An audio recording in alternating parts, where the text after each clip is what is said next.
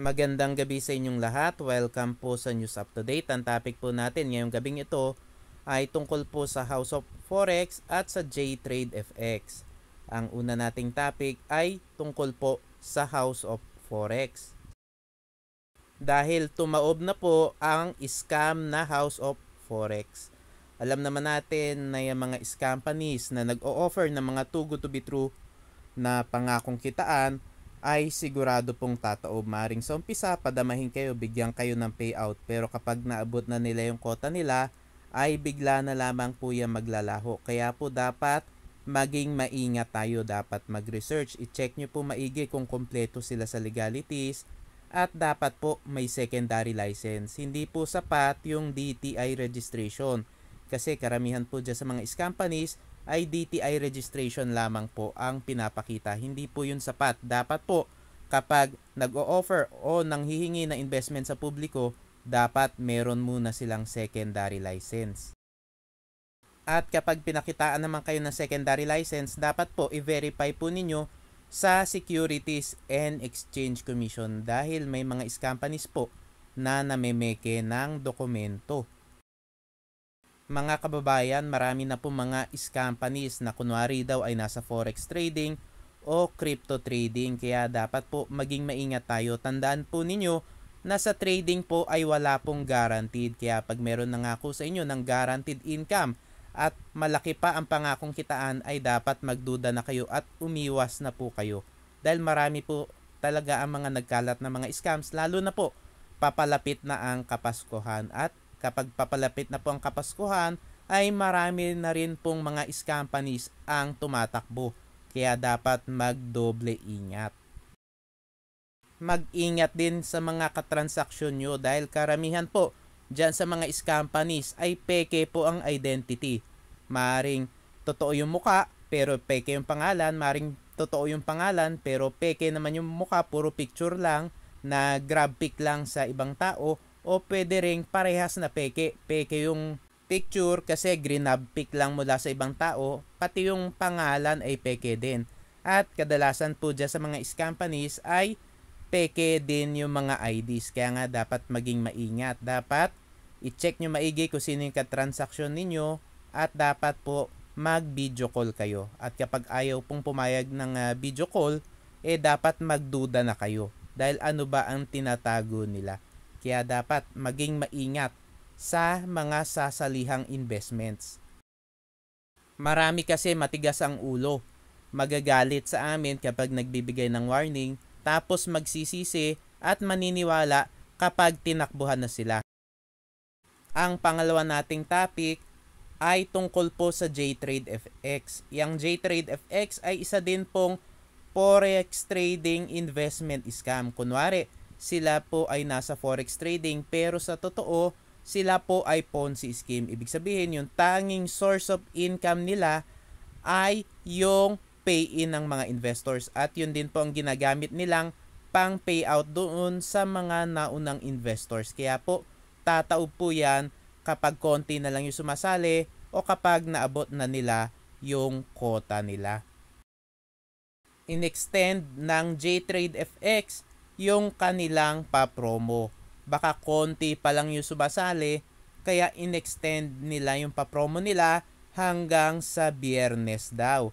At alam naman natin na yung mga scam companies ay extend lang yan ng extend ng pa-promo hanggang maabot na nila yung quota nila. Dahil marami na rin pong mga scam companies ang gumawa ng mga ganyan mga pa-promo at mga extension at may mga pa-event daw, mga pa-Christmas party pero puro paasa lang.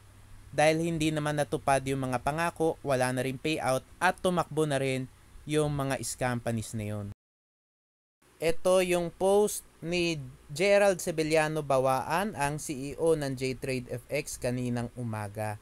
Makikita nyo na talagang todo-todo na sa pangha-hype yung CEO. Talagang gusto na nilang maabot yung quota nila dyan sa JTrade FX.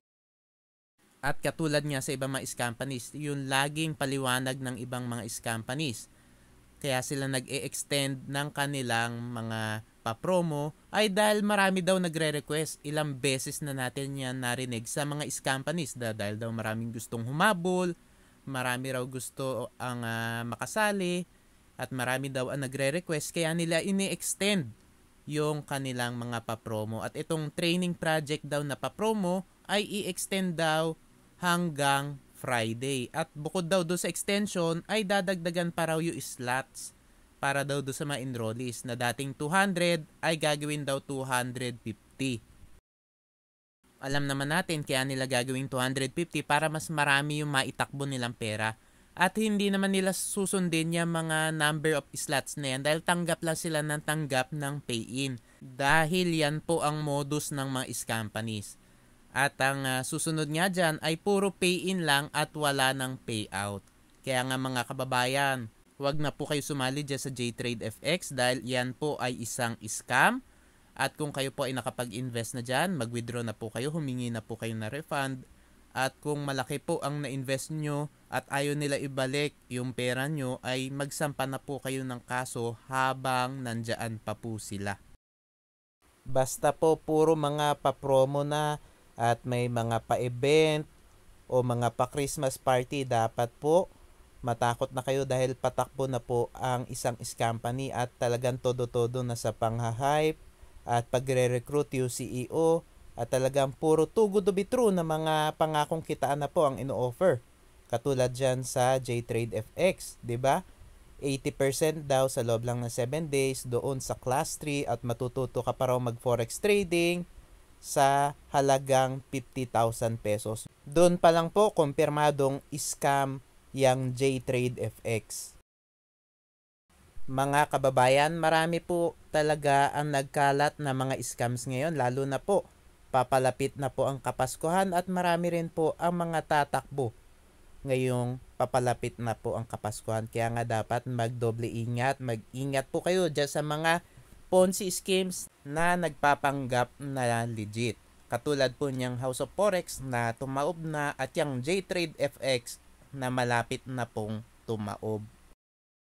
Mga kababayan, mag-ingat po kayo dyan sa mga pang-hype ng mga companies na yan. Hina-hype kayo sa malalaking pangakong kitaan, sa mga pa-promo, mga parapol, doon sa mga pa-event, pa-Christmas party, sa mga hotel daw.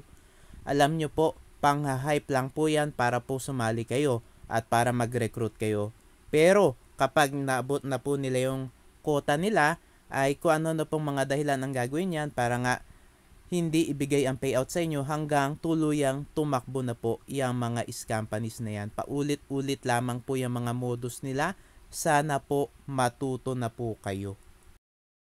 Lagi po ninyong i-check ang website ng SEC dahil naglalabas po sila doon ng mga advisories para po makaiwas po kayo sa mga nagkalat na mga Ponzi schemes at mga pyramiding schemes. Mga kababayan, maraming salamat po sa inyong patuloy na pagsuporta sa aking channel. God bless po.